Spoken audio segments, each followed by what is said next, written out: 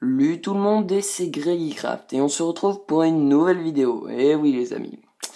Et donc aujourd'hui ça va être la présentation du set 9473, les mines de la Moria de la série Lego Seigneur des Anneaux. Oui, c'est forcément Lego. Et donc on va commencer par la présentation des personnages. Donc en fond là-bas, on peut voir c'est Legolas, en plein milieu Boromir.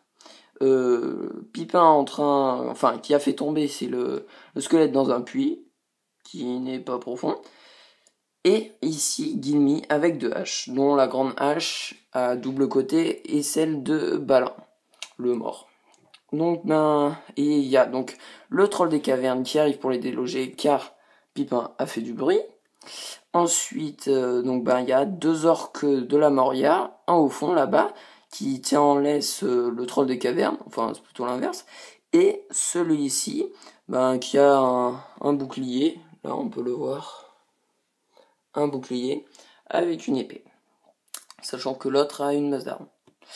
Alors après pour ses fonctionnalités, on va dire que ici là déjà il y a ça. Normalement ici on doit mettre c'est le squelette est dedans là. Et donc normalement il est dessus, mais vu que je l'avais déjà mis en place, voilà. Ensuite pour ses autres fonctionnalités, il a celle-là. Attendez. Voilà, celle de faire tomber des poteaux. Pour l'autre c'est pareil. Et puis après il y a les portes qui s'ouvrent. Désolé. Les portes qui s'ouvrent. Donc de l'extérieur c'est très joli. Vraiment c'est Lego, il s'applique que sur une seule chose, c'est d'un aspect que d'un seul côté, parce qu'après dès qu'on passe de l'autre côté c'est plat et moche. Et oui, et c'est pareil pour la porte, ici c'est tout moche, mais bon. Et après une de ces autres fonctionnalités, normalement c'est ici, donc non on va enlever. Voilà, je vous ai déjà montré Balin. Et une autre de ses fonctionnalités, c'est le troll des cavernes quand il casse la tombe de Balin.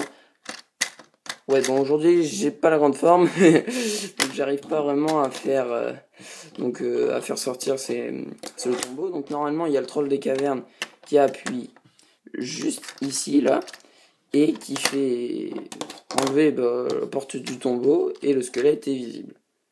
Oui, vous avez pu remarquer que normalement Balin étant un nain fait la taille d'un humain. Logique. Et donc voilà comment mettre un set en bazar en quelques secondes. Et donc salut tout le monde et on se retrouve pour non. Avant de dire c'est salut, je voulais vous dire c'est que on va revenir un petit peu sur mes anciennes vidéos. C'est y en a qui m'avaient dit